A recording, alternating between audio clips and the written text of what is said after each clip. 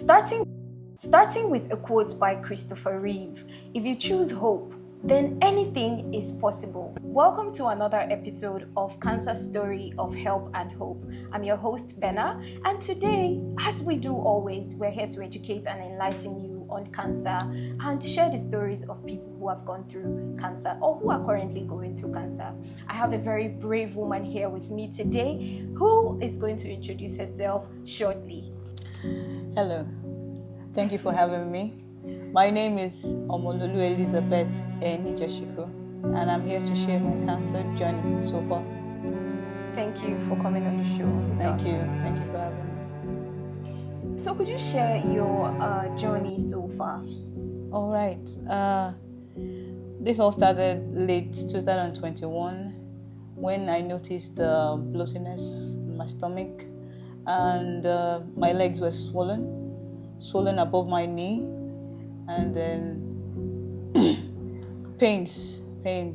So the thing is that I couldn't even take a little quantity of water. It just bloats, and that was when my sister insisted that I should go for a checkup. I went in for checking when I was diagnosed of citadenoma at the time. So being that it was a primary care private hospital, they insisted I go further to a general hospital. And on getting there, I was asked to take in several other tests. And while at this, my belly was gradually expanding, like rapidly in a week, it had expanded in length. So by the time it was concluded what I needed to do, which was to go in for surgery, I was really big.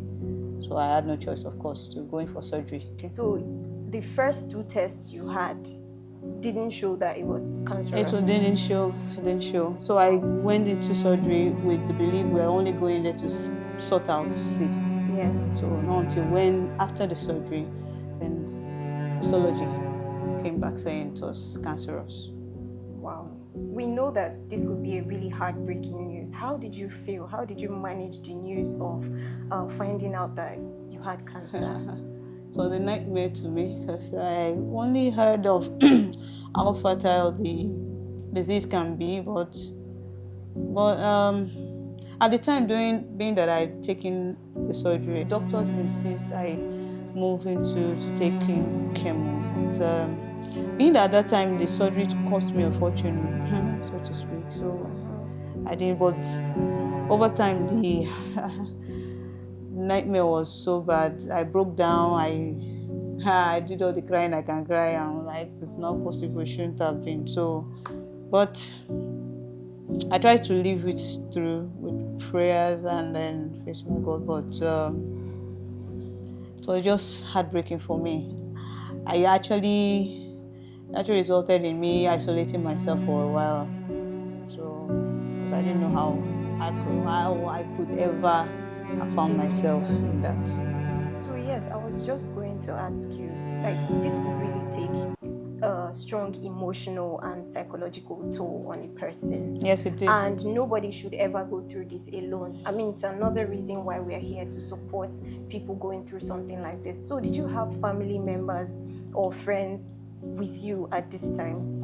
Yeah, but I'm a mother, so should I say my child, as you know, some people were like, you better stay strong for her, all that. So, but my child was very supportive, emotionally strengthening me. I have my mom, my sister, so yeah, I did have family, even though sometimes I like to shut them off because I felt this is too much, I don't want to get them involved, but yeah, they were really a strong hold for me, very supportive. So at what point did you start taking treatments?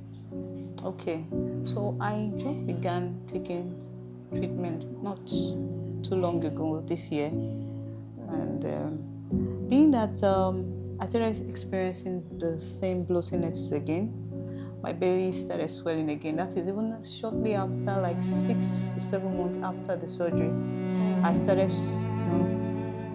fluid started accumulating again. So later it got worse, that it makes even going to visit the loo a bit difficult, and then pains, especially on my left leg. And recently, the new one, which is the which was the frequent pain. The pain got frequent and quite excruciating.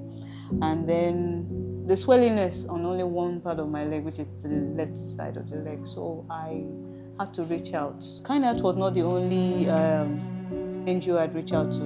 I'd reached out to several others, but it was only Kindheart that actually considered me, in which I am eternally grateful for.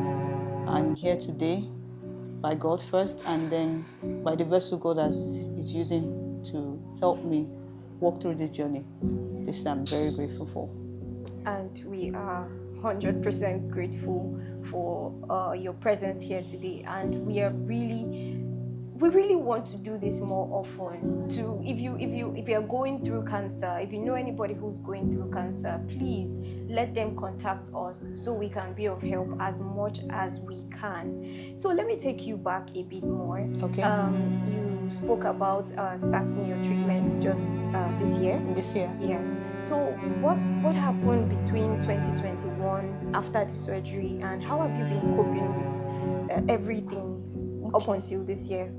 Well, should I say, foremost, doctors were insisting that I commence chemo as soon as possible, but I was financially handicapped, so I couldn't proceed with that. So I needed to lay back, recuperate, or should I say, get myself again in terms of health, because I came back looking really slim and all after that. So then I started to try to get my life back in order to raise this fund again so I could get back to commence treatment. But as time went on, it has not been easy.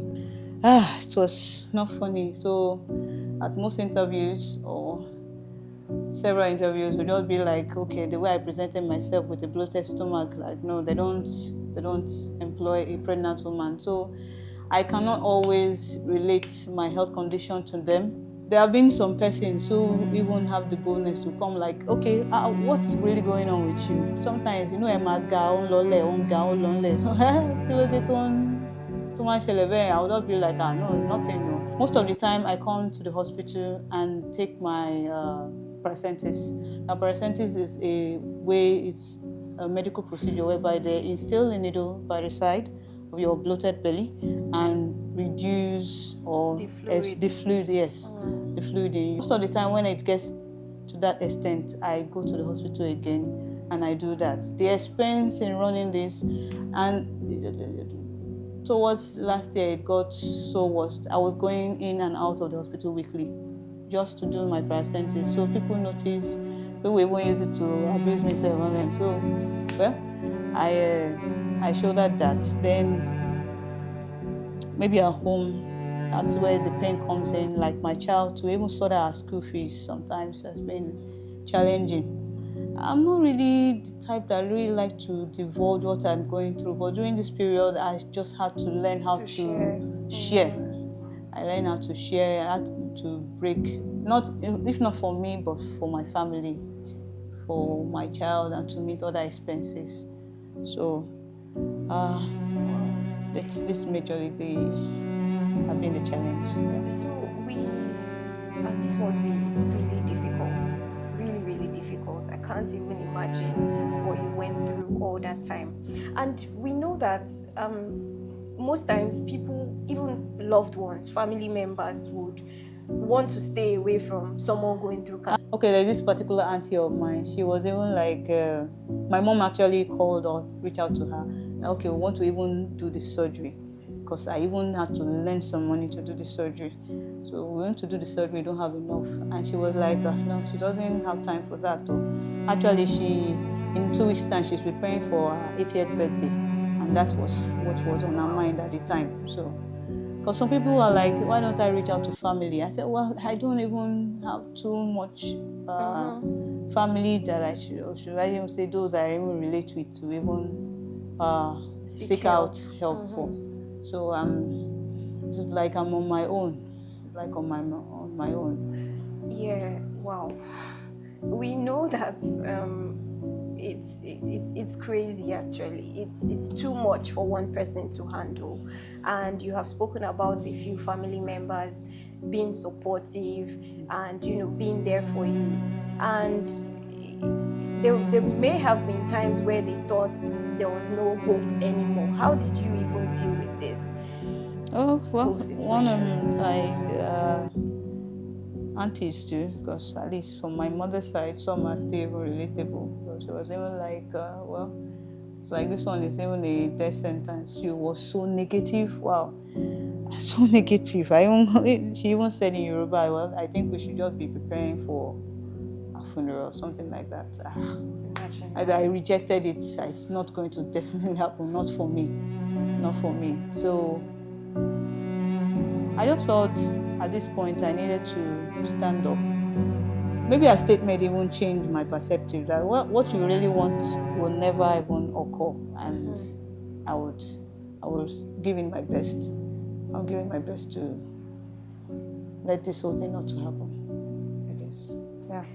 Someone once said that dying from cancer is a mindset, and also surviving cancer is a mindset. Here we have someone who has a mindset. She has taken a negative comment and she has made it into a shield to fight even more. And we are glad to be with you on this journey. I'm very glad to. I am very. What are the side effects you've experienced since you started treatment? Wow. Actually, when this whole thing started, I took the time once to even learn what this is about, what cancer is about, and the whole treatment. So let's just say I abreast myself some fundamentals of side effects. So yes, so when I took the treatment, the first thing I was very weak. I got really weak, really weak. And then another thing is pains all over at my joints.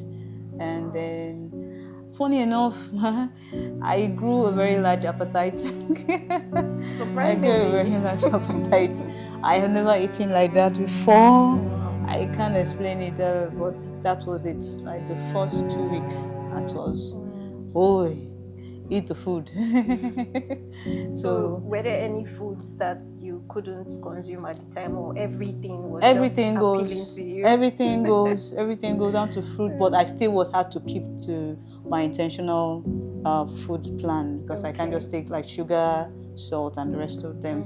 Veggies, more fruit. Yeah. So that's How and about then hair loss? That's yeah, I lost. If you wouldn't mind, I just want to show you. The hair loss has been incredibly much. wow.